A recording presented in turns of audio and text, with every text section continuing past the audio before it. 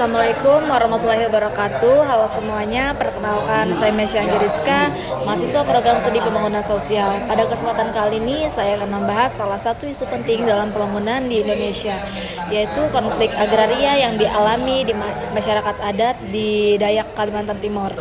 Kasus ini menjadi gambaran nyata bagaimana ketimpangan penguasaan tanah, lemahnya perlindungan hukum, dan kepentingan ekonomi seringkali menimbulkan masalah sosial, ekonomi, dan lingkungan yang serius bagi masyarakat adat. Konflik agraria di Kalimantan mulai mencuat sejak awal tahun 2000-an, ketika pemerintah memberikan izin besar-besaran kepada perusahaan perkebunan kelapa sawit dan tambang batu bara.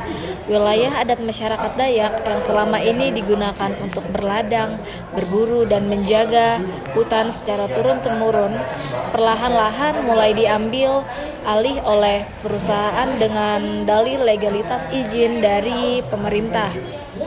Masalah utamanya adalah ketimpangan dalam penguasaan lahan.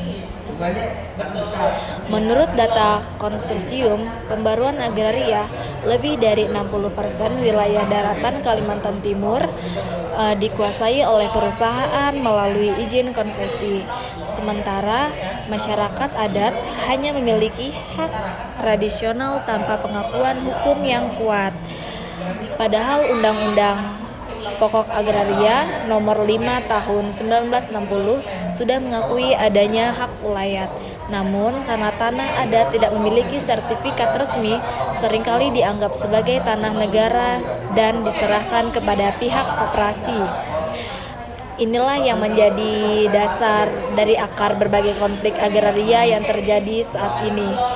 Salah satu konflik yang cukup menonjol terjadi di Kabupaten Kutai Barat dan Kutai Timur, wilayah tempat tinggal masyarakat Dayak Benua dan Dayak Bahau.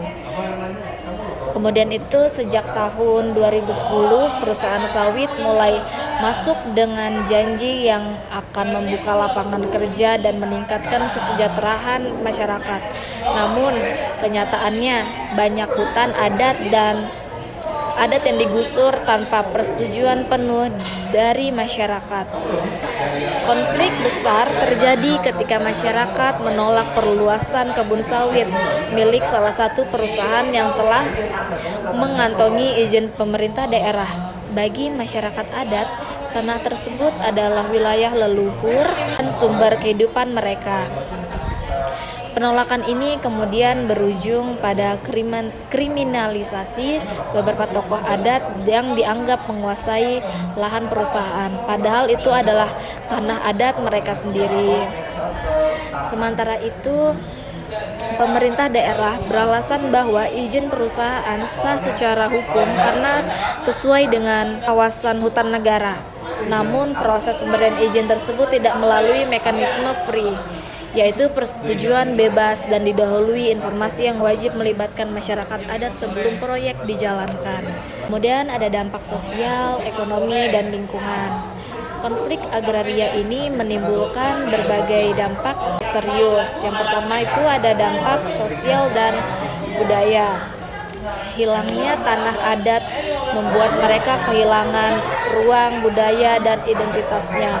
Banyak sakral, hutan keramat, dan tempat ritual itu rusak akibat pembukaan lahan. Nilai gotong royong dan hubungan kekerabatan khas Dayak mulai memudar karena masuknya sistem kerja industri.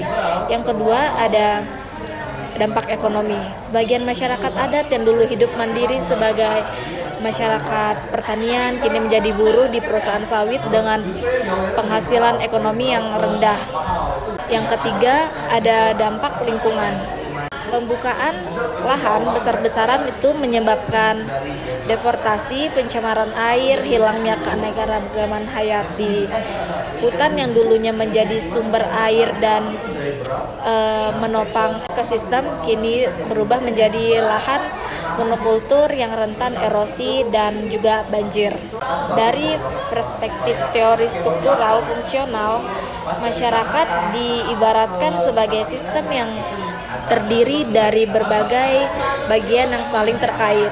Konflik ini menunjukkan bahwa ada ketidakseimbangan dalam sistem sosial di mana situasi ekonomi dan politik justru menimbulkan disfungsi karena mengabaikan hak-hak masyarakat adat. Ketika satu elemen sistem tidak berfungsi sebagaimana mestinya, maka stabilitas sosial pun terganggu.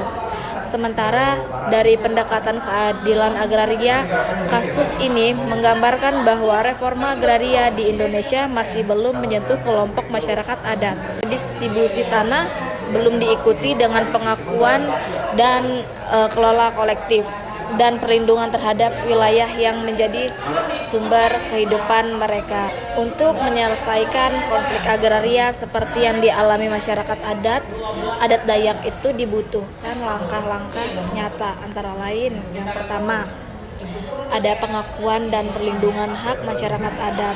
Pemerintah perlu mempercepat pengesahan rancangan undang-undang masyarakat adat agar hak layak memiliki kekuatan hukum tetap. Selain itu, perlu dilakukan pemetaan partisipatif agar wilayah adat tidak mudah diklaim oleh pihak lain. 2. Evaluasi dan moratorium izin perusahaan. Pemerintah daerah dan pusat harus meninjau ulang izin perusahaan wilayah adat serta menghentikan sementara izin baru sampai konflik terselesaikan. Kemudian ada implementasi reforma agraria yang substantif. Reforma agraria harus menjamin hak kelola kolektif masyarakat adat dan akses terhadap sumber daya alam seperti hutan dan air. Yang keempat, ada penyelesaian melalui dialog dan mediasi. Pendekatan kekerasan hanya memperburuk situasi. Pemerintah, lembaga adat, organisasi masyarakat, sipil, dan perusahaan harus duduk bersama untuk mencari solusi yang adil dan damai.